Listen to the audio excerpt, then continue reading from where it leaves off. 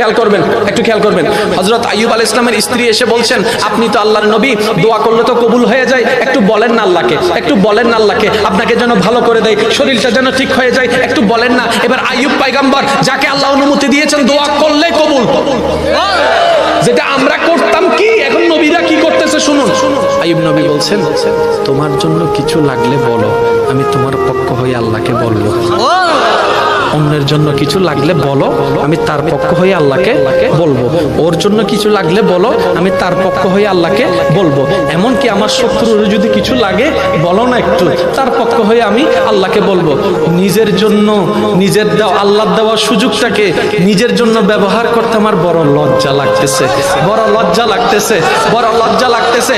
আইয়ুব পয়গম্বর, আপনি দোয়া করেন না। এবার আইয়ুব পয়গম্বর বলে, আমার মাওলা আমাকে যেভাবে রেখে খুশি থাকবে, আমি আইয়ুব সেভাবে থাকতে রাজি আছি। বলেন না সুবহানাল্লাহ।